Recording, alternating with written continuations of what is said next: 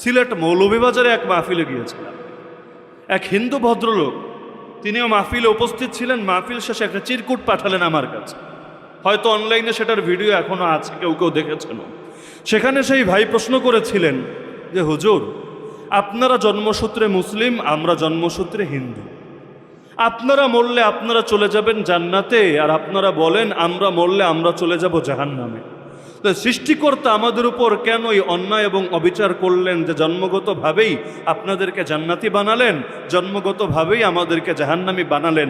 মানুষে মানুষে এই ভেদাভেদ কেন করলেন? তা আমি সেখানে লম্বা করে জবাব দিয়েছিলাম। তিনিও বেশ স্যাটিসফাইড হয়েছিলেন জবাব শুনে। মূল কথা এটাই, আমি বলেছিলাম আল্লাহ জন্মগতভাবে কাউকে হিন্দু বানান নাই, খ্রিস্টান বানান নাই, বৌদ্ধ বানান নাই, নাস্তিক বানান নাই। আল্লাহ জন্মগতভাবে সবাইকে মুমিন মুসলিম বানিয়েছেন, যার কারণে প্রাপ্তবয়স্ক হওয়ার আগে মরলে আল্লাহ কাউরে জাহান্নামে ফেলবেন না। তবে বুঝ হওয়ার পর আল্লাহ তাআলা ইচ্ছা শক্তির স্বাধীনতা দিয়েছেন। কারণ স্বাধীনতা যদি না দেন, দুনিয়ায় পাঠানোর অর্থ কি থাকবে? দুনিয়ায় পাঠিয়েছেন সূরা মুলক আয়াত নম্বর 2, আল্লাহ পরীক্ষা করার জন্য। পরীক্ষা তখনই হবে যখন সর্বনিম্ন দুটো অপশন, দুটো চান্স, দুটো সুযোগ আপনার সামনে আছে। সুযোগ যদি একটাই থাকে, এটাকে পরীক্ষা বলে না। জব একটাই আছে, এটাকে পরীক্ষা বলে না। পরীক্ষা তখনই হবে যখন অন্তত দুই অপশনের যে কোনো একটা বেছে নেওয়ার স্বাধীনতা থাকবে। তা আল্লাহ তাআলা হক বাতিল চিনিয়েছেন, নবী দিয়েছেন, রাসূল দিয়েছেন। রাসূল চলে গেলেও রাসূলের ওয়ারিস রেখেছেন। হর জামানায় হকের পথের আহ্বায়ক আল্লাহ রেখে দিয়েছেন। আর প্রত্যেকের ভেতর আল্লাহ আকল দিয়েছেন, বিবেক দিয়েছেন, বুদ্ধি দিয়েছেন, যেখানে এসে অন্যান্য প্রাণীদের সঙ্গে আমাদের পার্থক্য আর আমাদের শ্রেষ্ঠত্ব। এরপরও যে জেনে বুঝে জন্মগত যোগ্যতাকে উপেক্ষা করে বাতিল ধর্মকে গ্রহণ করে নিবে, আল্লাহ তাআলা তাকে জাহান্নামে নিক্ষেপ করবেন তার স্বাধীন ইচ্ছা শক্তির অপব্যবহারের কারণে। জন্মগত কারণে না, স্বাধীন ইচ্ছা শক্তির অপব্যবহারের কারণে। ইরানের একটা এলাকা, এখনো ইরানের অন্তর্ভুক্তি ইস্পাহান, যে ইস্পাহান থেকে, বাংলাদেশে তো চাও মনে হয় পাওয়া যায় ইস্পাহানে, মির্জাপুর, এই ইস্পাহান এলাকা থেকেই সর্বপ্রথম দাজ্জালের প্রকাশ ঘটবে। দাজ্জাল তো এখনো আছে, জানেন তো আপনারা। দাজ্জালের জন্ম কবে হয়েছে আল্লাহ ভালো জানেন। আল্লাহর নবীর যুগেও দাজ্জাল ছিল। সহিহ মুসলিম, বুখারী শরীফের পরেই যার নাম আসে মুসলিম শরীফ। মুসলিম শরীফের মধ্যে সাহাবী তামিম দারি রাদিয়াল্লাহু আনহু থেকে হাদিস বর্ণিত আছে, তিনি দেখেছেন নিজ চোখে দাজ্জালকে। সমুদ্রে গিয়েছিলেন, হঠাৎ ঝড়ের কবলে পড়ে দিক হারিয়ে তারা একটা দ্বীপে গিয়ে উঠেছিলেন। সেই দ্বীপে স্বচক্ষে তিনি দাজ্জালকে দেখে এসেছেন। এসে যখন আল্লাহর নবীকে হাদিস শুনিয়েছেন, নবী পর্যন্ত এটা সত্যায়ন করেছেন যে সে দাজ্জাল। তা নবীর যুগেই যদি দাজ্জাল জিন্দা থাকে, এখন তো আর মুর্দা হওয়ার কারণ নাই, তার তো মরণ একবারই হবে। আল্লাহ নবী ঈসা আলাইহিস সালামের হাতে এত লম্বা হায়াত আল্লাহ তাআলা তাকে দিয়ে দিয়েছেন। তো এই দুনিয়ার মধ্যে দাজ্জাল প্রথমে বের হবে ইস্পাহান এলাকা থেকে। সেখানে 40,000 ইহুদিদের বিশেষ একটা পোশাক আছে, তৈলাসান। আমাদের যেমন বিশেষ পোশাক পাগড়ি, আমাদের যেমন বিশেষ পোশাক হলো বিশেষ ধরনের আল খেল্লা, যেটা অনেক খতিব সাহেবরা জুম্মার দিন পরেন। একইভাবে ইহুদিদের এক ধরনের বিশেষ চাদর আছে, নাম হলো তৈলাসান।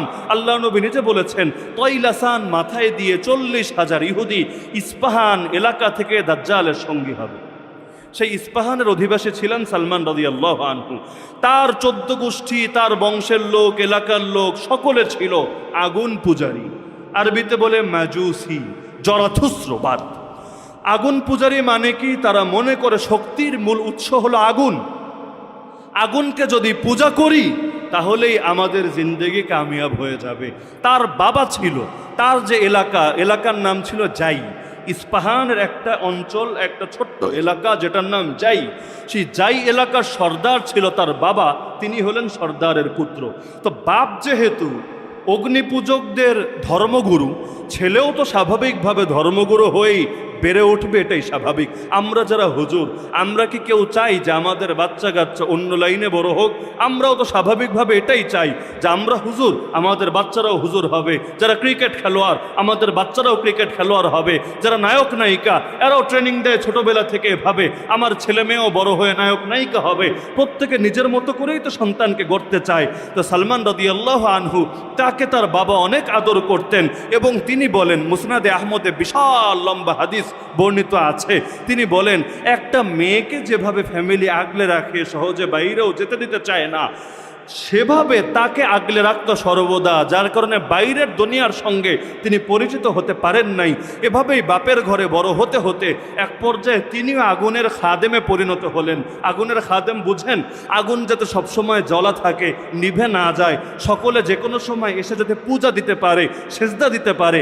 আজকাল মাজারে যেভাবে এই কাজ হয়, সন্ধ্যা হলেই মোমবাতি জ্বালানোর আলাদা লোক থাকে না?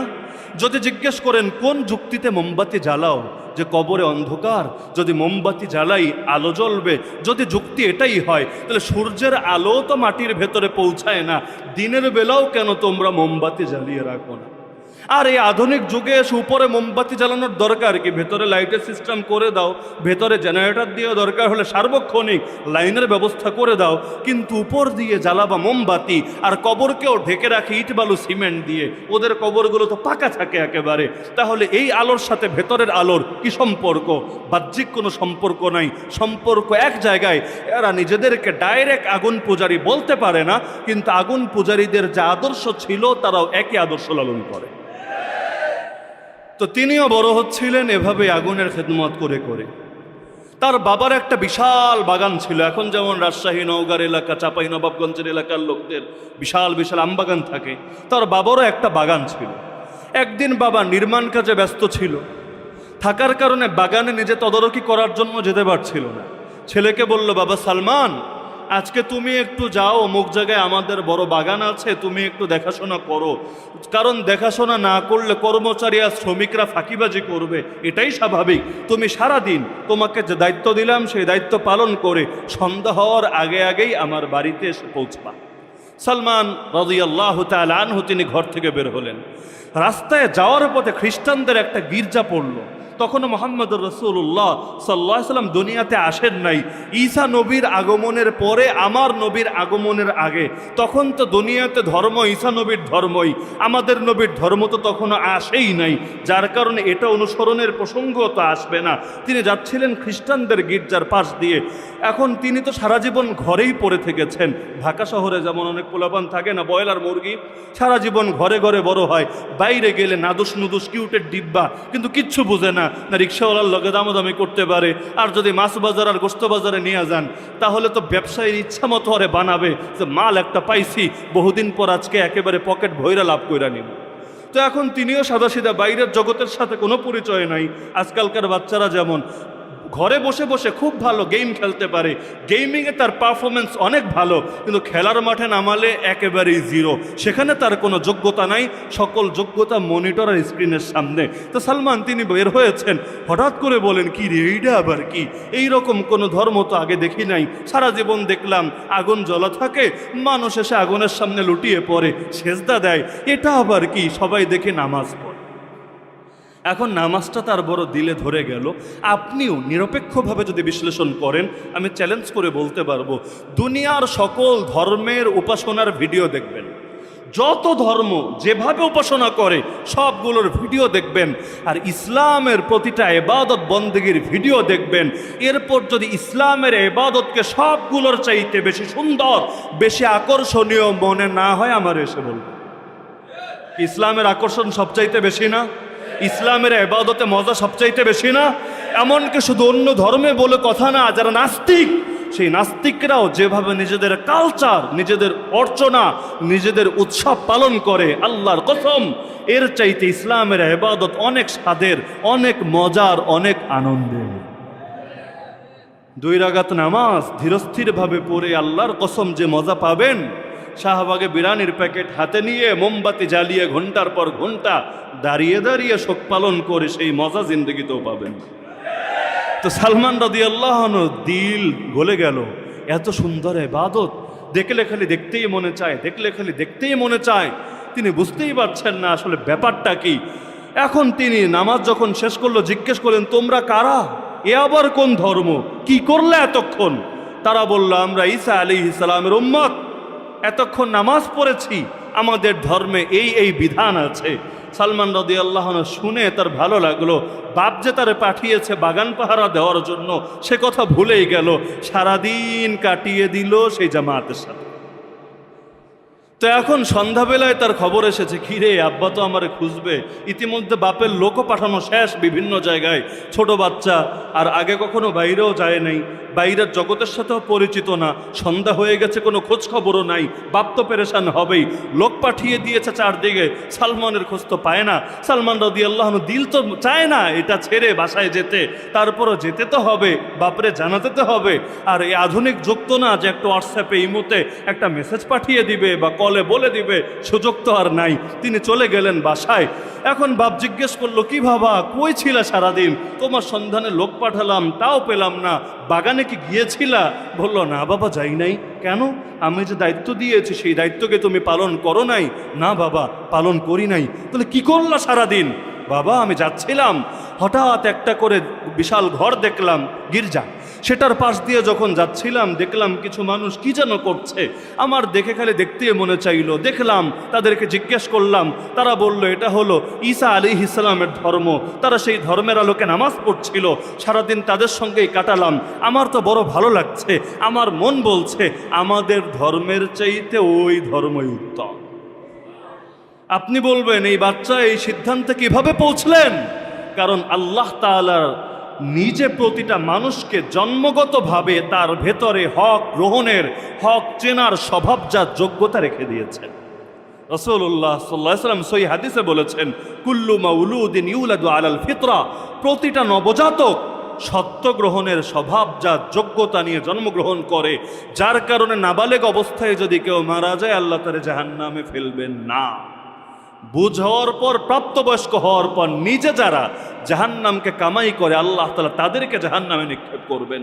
তো সালমান রাদিয়াল্লাহু তাআলা আনহু তিনি বললেন, না বাবা আমার মন সায় দেয় সেই ধর্মই উত্তম আমার ধর্মের চাইতে। বাপ বলে, আরে না, দুনিয়ার সবচাইতে শ্রেষ্ঠ ধর্ম আমাদের আগুন পূজার ধর্ম।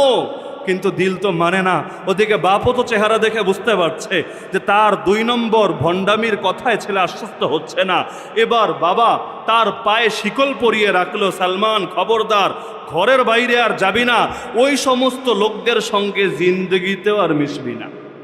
তিনি তার এক বিশ্বস্ত লোক দিয়ে খবর পাঠালেন গির্জায়, শোনো তোমাদের এই ধর্মের মূল কোথায় আমাকে বলো। খবর আসলো এই ধর্মের মূল শিকড় হলো শামে। আমাদের ইসলামের মূল যেমন মক্কা মদিনা, সেখান থেকে এসেছে। আল্লাহ নবীও জানিয়েছেন কিয়ামতের আগেও ইসলাম আবার গুটিয়ে সেই মদিনায় গিয়ে উপনীত হবে। তো খ্রিস্ট ধর্মের মূল তারা বলল শামে। তিনি অনুরোধ পাঠালেন, তাহলে সেই শাম, শাম মানে বর্তমান ইয়ামান, ফিলিস্তিন, সিরিয়া, লেবানন, এই সবগুলো এলাকা নিয়ে তৎকালীন শাম গঠিত ছিল। যে শাম থেকে যদি কোনো ব্যবসায়ী কাফেলা আসে, বণিক দল আসে, আমার একটু খবর দিবা, আমি তাদের সঙ্গে শাম দেশে যাব। তো কিছুদিন পর তারা লোক পাঠালো। কেউ নতুন ধর্মগ্রহণ করলে সেই ধর্মের লোকেরা তাকে সাহায্য করার চেষ্টা করে, এটাই স্বাভাবিক। কেউ মুসলিম হলে আপনারা তাকে সাহায্য করেন না, কেউ হিন্দু হয়ে গেলে ইসকন তাকে সাহায্য করে না, কেউ নাস্তিক হয়ে গেলে বাইরের দেশগুলো পর্যন্ত তারা সাহায্য করে না, মুসলমান মাজলুম হয়ে মরলেও তারা কেউ আশ্রয় দিতে চায় না। আর নাস্তিকরা ভুয়া গিয়ে যদি ওদেরকে বলে আমাদের জানের নিরাপত্তাহীনতায় ভুগছে আমরা, ওদেরকে দুনিয়ার শ্রেষ্ঠ শ্রেষ্ঠ দেশগুলোতে নাগরিকত্ব পর্যন্ত দিয়ে দেয়। তো তারা বলল ঠিক আছে আমরা আসলে জানিয়ে দিব। এখন এক বণিক দল আসলো শাম দেশ থেকে, তারা খবর পাঠালো সালমান ফারিসি রাদিয়াল্লাহু আনহুর কাছে। হকের তলব কিভাবে একজন মানুষকে হকের কাছে নিয়ে পৌঁছায়, প্রতিটা ধাপ খুব ভালোভাবে বোঝার চেষ্টা করবেন। সালমান রাদিয়াল্লাহু আনহু বলেন ঠিক আছে, ওদের ব্যবসা বাণিজ্য শেষ হোক, যখন ওরা ফিরবে, যেদিন ফিরবে আমারে জাস্ট একটা মেসেজ পাঠাবা, বার্তা পাঠাবা, আমি ওদের সঙ্গে হিজরত করার জন্য রেডি আছি। তারা খবর পাঠালো যেদিন সেই ব্যবসায়ী কাফেলা শাম দেশে ফিরবে, তিনি তার বিশ্বস্ত লোকের দ্বারা পায়ের শিকল খুলালেন, বাপরে না জানিয়েই তিনি হিজরত করলেন সেই কাফেলার সঙ্গে। তারা তাকে নিয়ে চলে গেল শাম দেশে। সেখানে তিনি একটা গির্জায় গিয়ে উঠলেন। তাদেরকে আগেই জিজ্ঞেস করেছিলেন, খোঁজখবর নিয়েছিলেন যে বর্তমানে শামের সবচাইতে বড় হুজুরকে, সবচাইতে বড় আলেমকে। তারা বলেছিল আল আসকুফু বিল কানিসা, অমুক গির্জার মধ্যে অমুক যে পুরোহিত আছে সেই হলো সবচাইতে বড় আলেম। এখন তিনি গিয়ে তার কাছে অনুমতি চাইলেন, হুজুর আপনি যদি অনুমতি দেন আমি আপনার খেদমতে থাকব, আপনার কাছ থেকে ধর্ম শিখব, ইলম শিখব, সালাত আদায় করব, ধর্মের বিধিবিধানগুলো আমি মেনে চলব। তিনি বললেন ঠিক আছে, তোমাকে আমার শিষ্য হিসাবে কবুল করলাম, তুমি থাকতে থাকো। তিনি থাকতে শুরু করলেন, কিন্তু কিছুদিনের মধ্যেই তার অন্তরে একটা বিষয় গভীরভাবে রেখাপাত করল। তিনি খোঁজ খবর নিয়ে এবং নিজের চোখের আলোকে দেখতে পেলেন যে যেই পুরোহিতের অধীনে তিনি আছেন সেই পুরোহিত একটা বাটপার। কেমন বাটপার? সে মানুষকে বলে আল্লাহর পথে দান করো, সদকা করো, গরিব দুঃখীকে অর্থ দাও, নিঃস্বকে সাহায্য করো, অর্থ ব্যয় করো। তো মানুষ তার কথা শুনে উদ্বুদ্ধ হয়ে যখন টাকা দেয়, পয়সা দেয়, সেই টাকাগুলো গরিব দুঃখীর মধ্যে বিতরণ না করে নিজের বিশেষ জায়গায় লুকিয়ে রাখে। এখন তিনি যেহেতু খাদেম, একসঙ্গেই থাকছেন দিনরাত, দুনিয়ার মানুষের চোখে আড়াল হলেও তার তো চোখের সামনে ঘরের মানুষের কাছে অনেক কিছুই স্পষ্ট থাকে, এটা বাইরের লোকের সামনে থাকে না। এই কারণেই নবী বলেছেন তোমাদের মধ্যে শ্রেষ্ঠ ওই ব্যক্তি যে তার বউয়ের কাছে শ্রেষ্ঠ।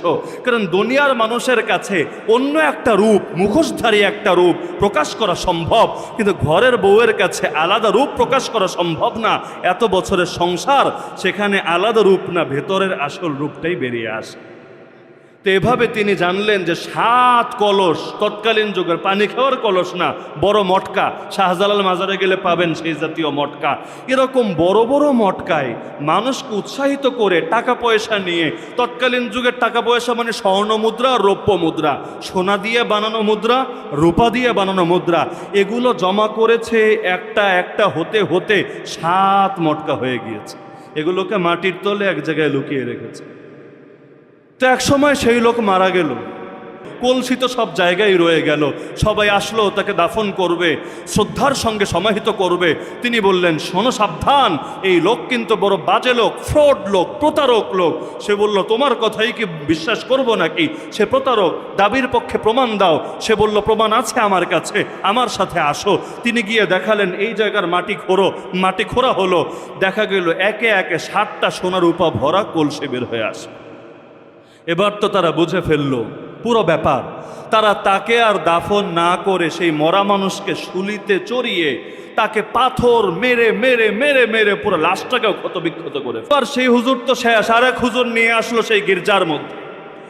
এই লোকের ব্যাপারে সালমান রাদিয়াল্লাহু আনহু বলেন, মুসনাদে আহমদের হাদিস, আমি আমার জিন্দেগিতে তার চাইতে বেশি ইতিপূর্বে কাউকে ইবাদত বন্দেগী করতে দেখি নাই। ইবাদতেও মনোযোগী, রাতভর সালাত আদায় করেন, মানুষকে দিন শিক্ষা দেন, খুশুখুজুর সাথে, ইখলাসের সাথে, দুনিয়ার কোনো ধান্ধাই নাই তার ভেতরে।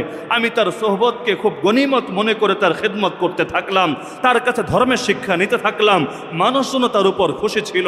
কিন্তু এক সময় তিনিও মুমূর্ষু হলেন, মৃত্যুর কোলে প্রায় ঘনিয়ে পড়তে লাগলেন। সেই সময় তিনি জিজ্ঞেস করলেন, হযরত আপনি তো মারা যাচ্ছেন, আপনার পর আমি কার কাছে যাব? ইতিপূর্বে এক ফ্রডের কাছে পড়েছি, আগামীতে কারে আনবে তাও আমি জানি না, আপনি বলে দেন কার কাছে গেলে আমি ইলম ভালো মতো শিখতে পারবো। তিনি বললেন তাহলে শোনো, শাম দেশে আর কাউকে পাবা না, যারা ছিল একে একে চলে গেছে। তো বললেন সালমান শোনো, আর পাবা না কাউকে শামে, যারা ছিল একে একে সবাই চলে গেছে। মাউসিল এলাকায় চলে যাও, সেখানে একজনকে পাবা যে আমার মতো এখনো হকের উপর আছে। চলে গেলেন হিজরত করে মাউসিলে, সেখানে তিনি তার সোহবতে থাকলেন, তাকেও খুব ভালো পেলেন। সেই মাউসিলের বুজুর্গ যখন ইন্তেকাল করলেন, সালমানের তো বয়স বাড়ছে, সালমান বলছেন হযরত এরপর কার খেদমতে যাব, কার কাছে গিয়ে ইলম শিখব, আমল শিখব, আখলাক করব, ইসলাহের তাজকিয়ার মেহনত করব? তিনি বললেন মাউসিলেও আর কাউকে পাবা না, শামেও পাবা না, নিসিবিন একটা এলাকা আছে, সেখানে চলে যাও। সেখানে চলে গেলেন, শিষ্যত্ব গ্রহণ করলেন। সেই বুজুর্গ মরে যাচ্ছে, সেই সময় জিজ্ঞেস করলেন হযরত এখন কার কাছে যাব? তিনি বললেন এখন এই এলাকায় আর দ্বিতীয় কাউকে পাবা না, আম্মুরিয়া একটা এলাকা আছে, সে আম্মুরিয়ায় চলে যাও। চলে গেলেন আম্মুরিয়ায়, সে আম্মুরিয়ার বুজুর্গের সোহবতে থাকলেন তার মরণ পর্যন্ত।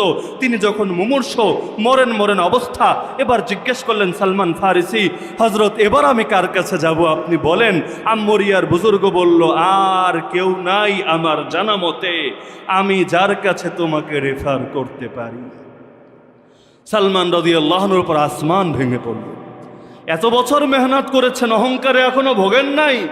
আমাদের মতো না যে 40 দিন আর 3 মাস 4 মাস দেওয়ার পরেই এতটা অহংকারে ভোগে যে এখন আর ইমামের ইমাম মনে হয় না, আলেমকেও আলেম মনে হয় না, ওলামায়ে কেরামের মুখের উপর বেয়াদবি করতেও দ্বিধা করে না। তার ভাব এমন মনে হতে থাকে এই হুজুররা 16 বছর মাদ্রাসায় পড়ে কি শিখেছে, আমি তো 4 মাস এর চাইতে বেশি শিখে ফেলেছি।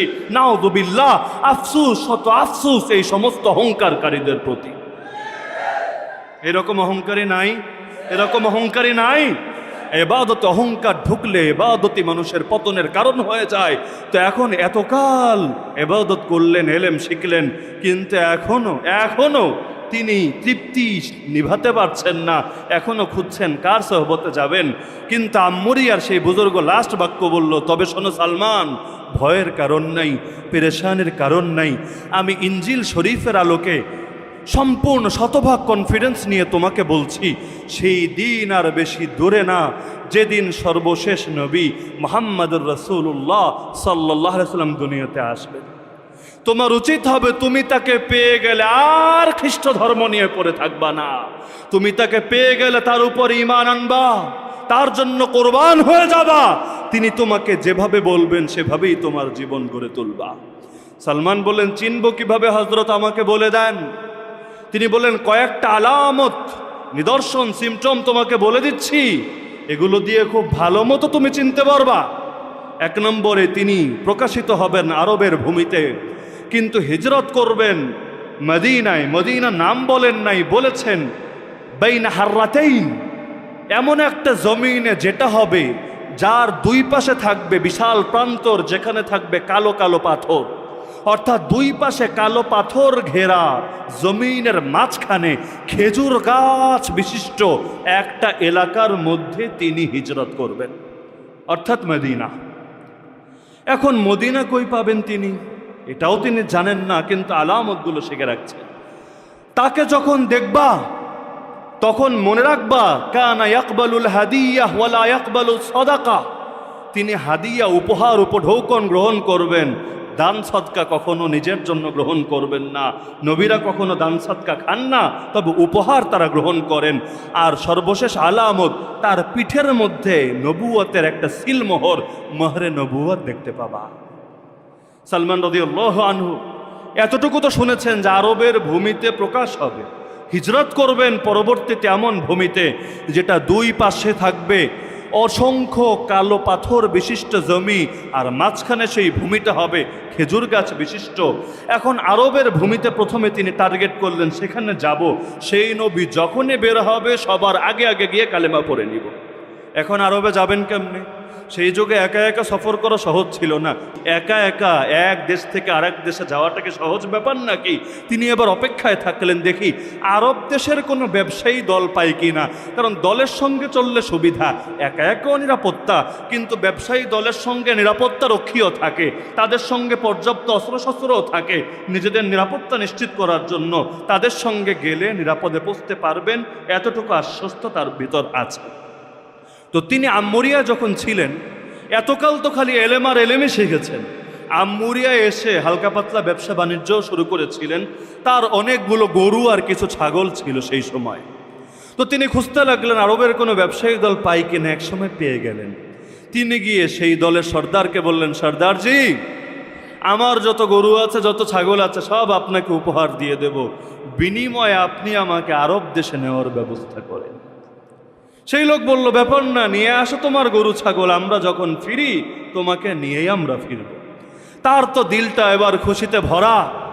তিনি সর্বশেষ নবীর সন্ধান পাবেন, প্রথম ধাপেই তার কাছে গিয়ে কালেমা পড়ে জীবনটাকে ধন্য করবেন।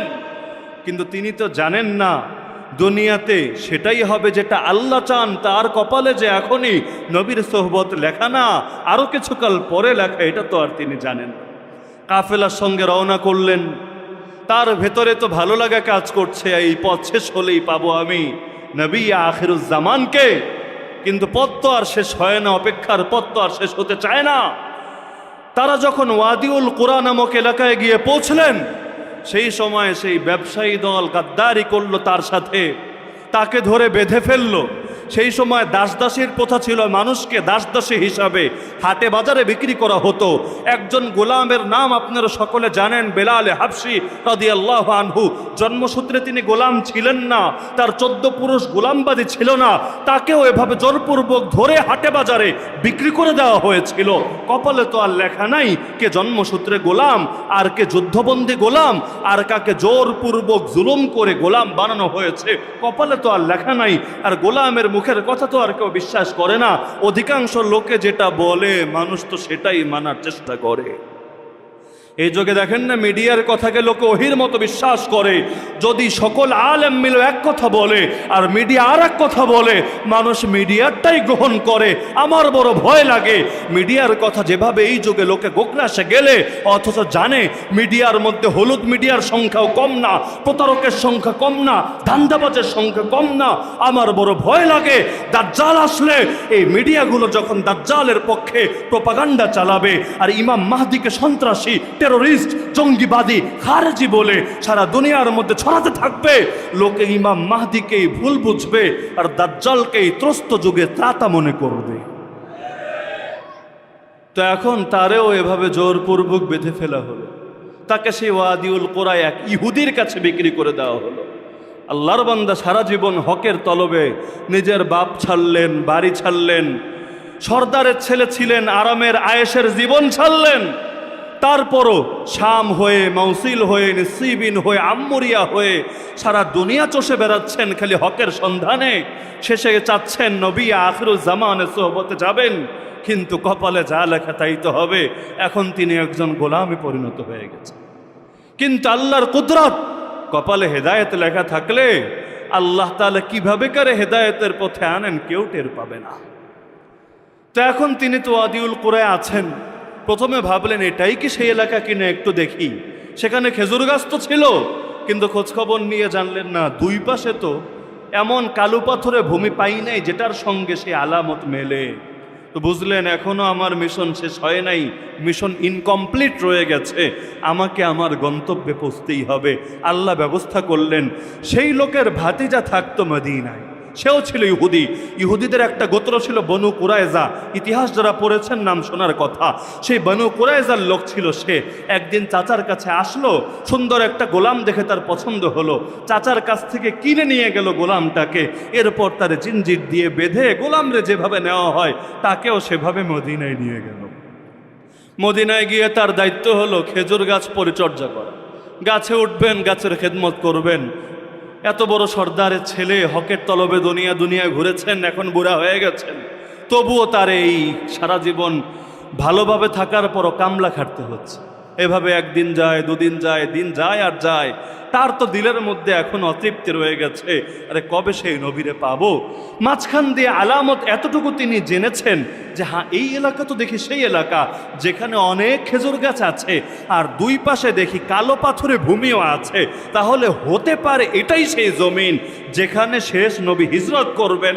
তা আরব দেশে গিয়ে, মক্কায় গিয়ে নবীর সোহবত নিতে পারলাম না, আল্লাহ যদি চান এমন হতে পারে আমার জীবদ্দশায় সেই নবী আমার এই অঞ্চলেই হিজরত করে আসবেন। এখন তিনি অপেক্ষায়, কবে আসবে হিজরত, কবে আসবে খবর। ওদিকে নবী মক্কায় আত্মপ্রকাশ হয়েছে, 13 বছর দাওয়াতি কাজ করেছে, কিন্তু যেহেতু মিডিয়ার যুগ না, এখনো সালমানের কানে কিছুই পৌঁছে নাই, কিছুই জানে না যে ওদিকে মক্কায় কি চলছে, তায়েফে কি চলছে। নবীকে রক্তাক্ত করা হচ্ছে। নবীর সাহাবীরা দুইবার আবিসিনিয়ায় হিজরত করেছে, সর্বশেষ তার সাহাবীরা মদিনায় হিজরত করেছে, তিনিও আসছেন, কিছুই জানেন না। একদিন খেজুর গাছ, ফল ভর্তি খেজুর গাছের উপরে উঠে গাছের পরিচর্যা করছেন। হঠাৎ করে যেই লোকের তিনি গোলাম ছিলেন সেই লোকের আরেক ভাতিজা দৌড়ে দৌড়ে এসে বলল, কাতালাল্লাহু বানি কাইলা, আল্লাহ তাআলা ওই লোকদেরকে বরবাদ করুক, ধ্বংস করুক। আরে ওরা কামটা কি করেছে? ওরা এক লোকরে নিয়ে দেখি বসে আছে একটা তাঁবুর মধ্যে, তারা দাবি করছে এই লোকটা নাকি একজন নবী।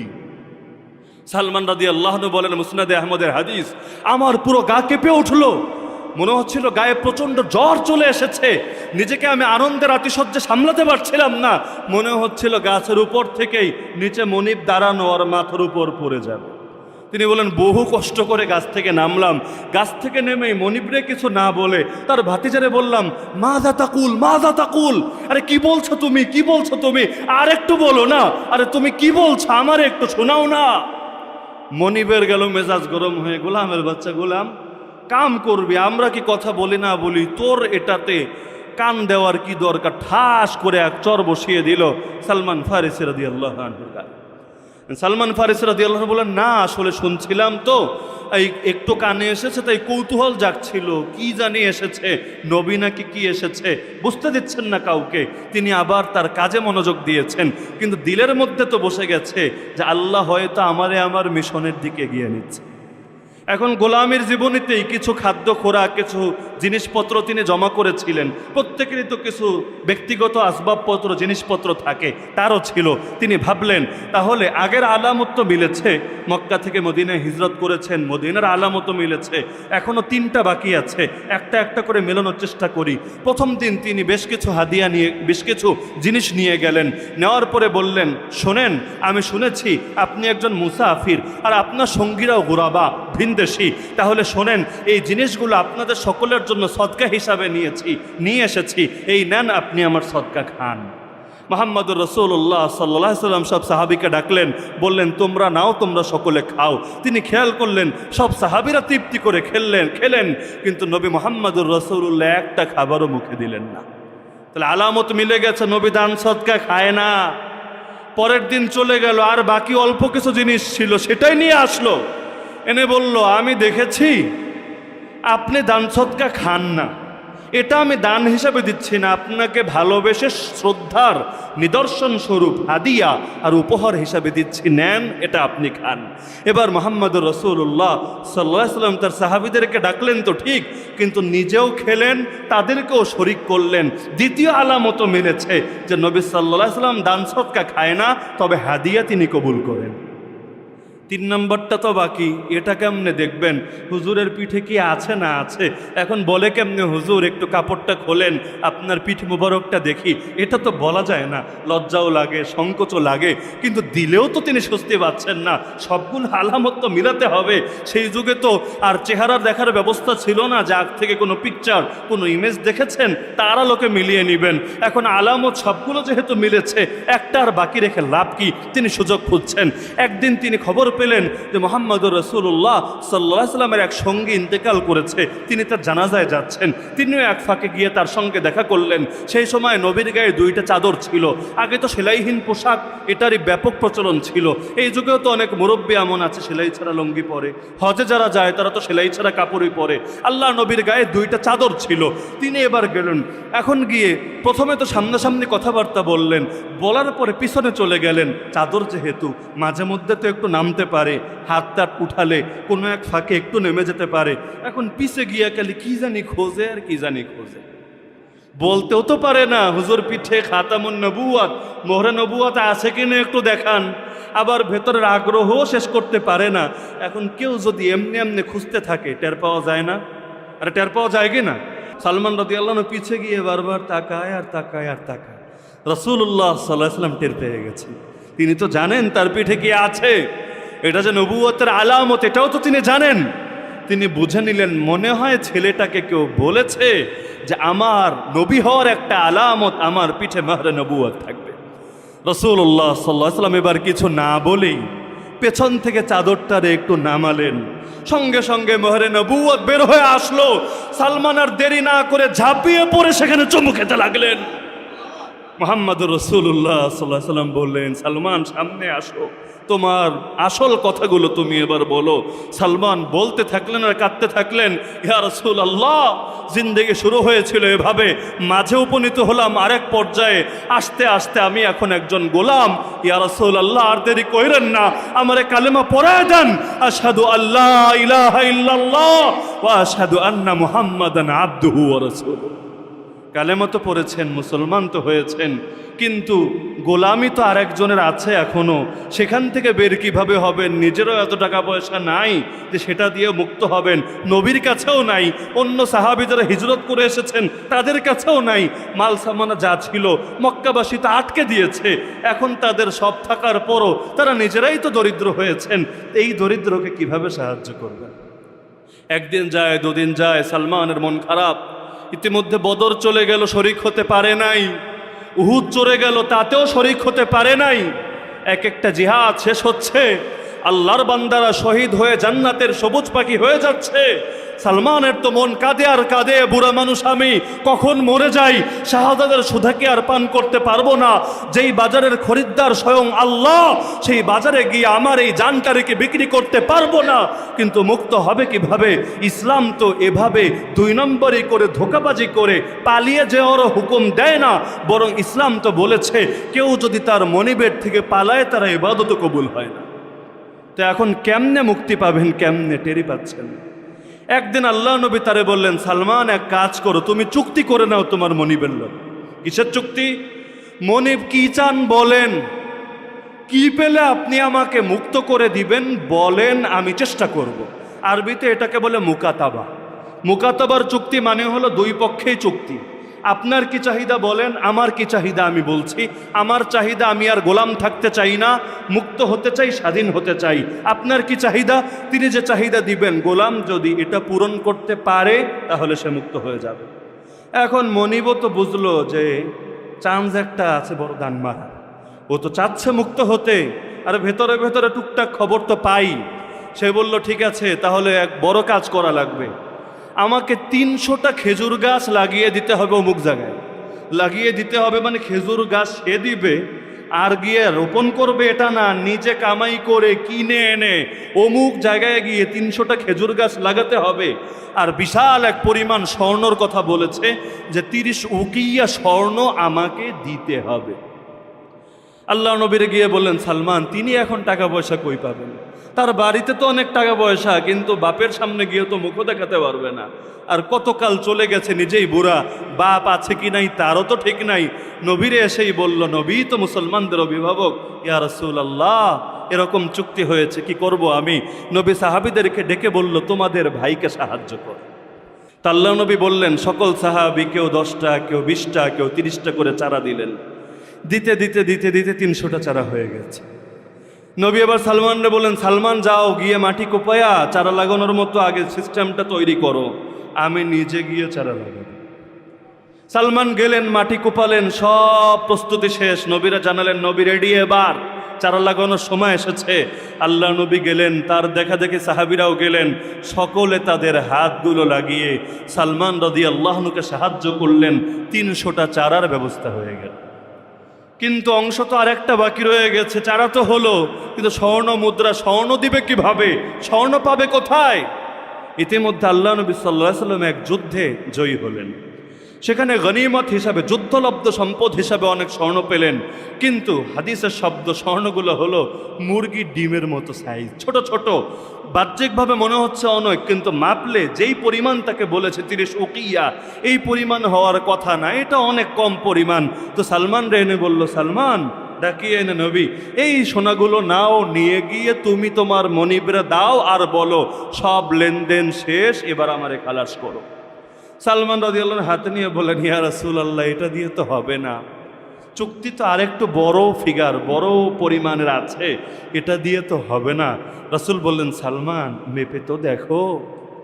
বাস্তবে চোখ এটাই বলছিল হবে না, কিন্তু আল্লাহ যদি হওয়াতে চান দুনিয়ার কে তা ঠেকাতে পারে? সালমান রাদিয়াল্লাহু আনহু পাল্লায় তুললেন, দেখা গেল একটুও কম নাই, একটুও বেশি নাই, যতটুকু দরকার ঠিক ততটুকুই আছে।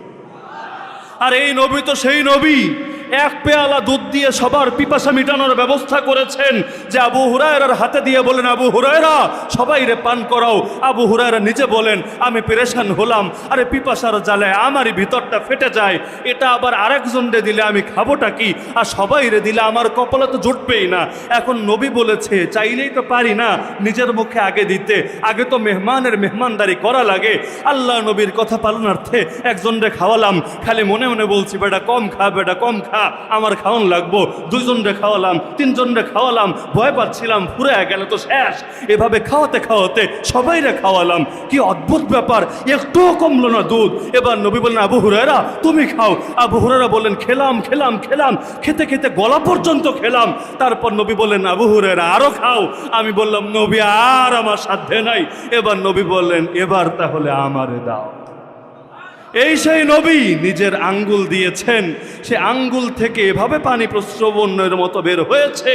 আল্লাহ তাআলা সেই অল্প পানি দিয়ে সকলের উজুর ব্যবস্থা করে দিয়েছে। তো যেই নবী দুনিয়ায় বসে ইশারা করলে আসমানের চাঁদ ফেটে দুই টুকরা হয়ে যায়, সেই নবীর সামনে এটা তো আর বড় কঠিন কিছু না। আল্লাহ যা চান তাই তো পারেন। নবীর মুজিজা আল্লাহ যেভাবে চান সেভাবেই প্রকাশ করতে পারেন। সালমান রাদিয়াল্লাহু আনহু গেলেন, গিয়ে মনিবের হাতে বুঝিয়ে দিলেন, মনিব তারে মুক্ত করে দিল। সর্বপ্রথম তিনি খন্দকের যুদ্ধে অংশগ্রহণ করলেন। ইতিহাস যারা পড়েছেন জানার কথা, খন্দকের যুদ্ধে মুসলমানদের যে বিজয় এসেছে এর পেছনে সবচাইতে বড় অবদান ছিল এই মুরব্বী সালমান ফারসি। এরপর থেকে তিনি বলেন, আর কোনো জিহাদ ছোটে নাই, সারা জীবন নবীর সোহবতে কাটিয়ে দিয়েছেন। তো আল্লাহর পথে চলতে চাইলে আল্লাহ চালান কিনা? হক তলব করলে আল্লাহ হকের সন্ধান দেন কিনা? আরে জি, আল্লাহ সালমান ফারসির মতো মানুষকে হেদায়েত দিতে পারেন, হেদায়েতের পথে চালাতে পারেন, দুনিয়ার সকল বালা মুসিবত থেকে উদ্ধার করে তাকে হকের সৈনিক বানাতে পারেন। সেই আল্লাহ আমার আপনাকে যুগের সালমান বানাতে পারেন না? ওয়াল্লাযীনা জাহাদু ফীনা, যারা আমার পথে চলবা, চেষ্টা প্রচেষ্টা মেহনত মুজাহাদা কুরবানি ত্যাগ তিতিক্ষা সব কিছু দিতে থাকবা, ভেতরের শত্রু বাইরের শত্রু সবগুলোর মোকাবেলা করবা, কিন্তু আল্লাহরে ছাড়বা না। আল্লাহর জন্য প্রয়োজনে দুনিয়া ছাড়বা, দুনিয়ার জন্য আল্লাহর ছাড়বা না। যদি এভাবে চলতে পারো, লানাহদিয়ান্নাহুম সুবুলানা, তোমারে আমার পথে পৌঁছানোর, আমার পথে চালানোর, আমার সঙ্গে মেলানোর দায়িত্ব আমি আল্লাহ নিজে নিয়ে নিলাম।